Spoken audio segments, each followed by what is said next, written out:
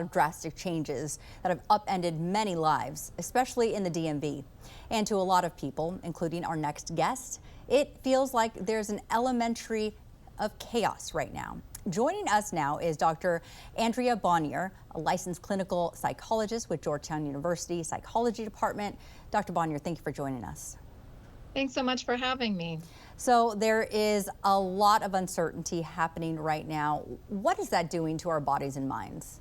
Yeah, uncertainty is just really particularly tough for people, but I think this type of uncertainty that really doesn't seem to have an end, things are going back and forth. Like you heard, there's just a new judge's ruling that maybe some folks will get their jobs back. This kind of long-term uncertainty about even when the uncertainty will end is really hard, and it's causing physical and emotional problems for a lot of folks. Many people, security in terms of jobs and health insurance and everything that goes along with that, it feels under a threat right now, whether or not that they've learned that they're going to be losing their job. And really with no ending point in sight, how do you handle that?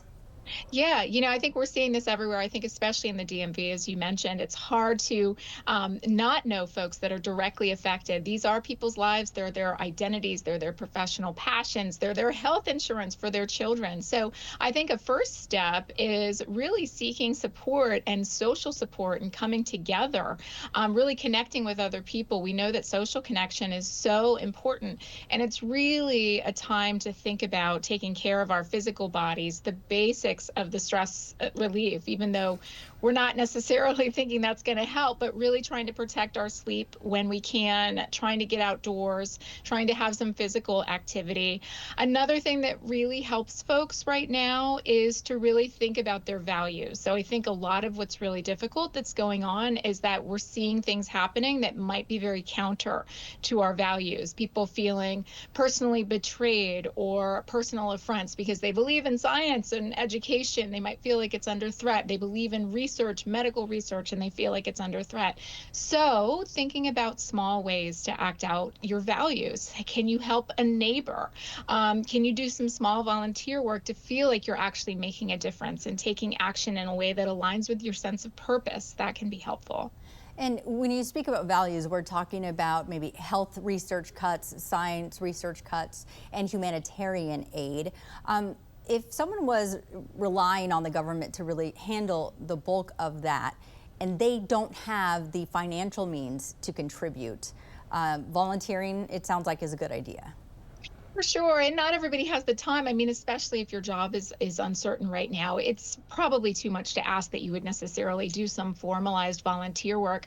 But a lot of people are using their voices to speak out. They're going to rallies, they're checking in on neighbors, they're talking with other people who are affected, they're writing letters, they're signing petitions. And again, just even helping your neighbors in tiny ways can sometimes make us feel like we're making a difference. So let's talk about quickly, one last question for you, basic self-care. I know we talked a lot about that during the pandemic, but maybe we need to bring back some of those things. How can we do that? Yeah, it's the stuff that tends to fall away when we're super stressed, and it's understandable, but we have to set boundaries, for instance, on how much time we spend on social media. We need to think about getting back to basics with a sense of routine, a sense of controllability. Sometimes those rituals can be really important in our lives, like like having the same breakfast because it gives us a sense of calm, having an afternoon coffee break with a friend that makes us feel more centered. So getting back to that sense of routine and controllability can be really helpful when we feel like the world is chaotic. Dr. Andrea Bonior, a licensed clinical psychologist with Georgetown University, also the author of the book titled Detox Your Thoughts. Thank you for joining us. Thanks again.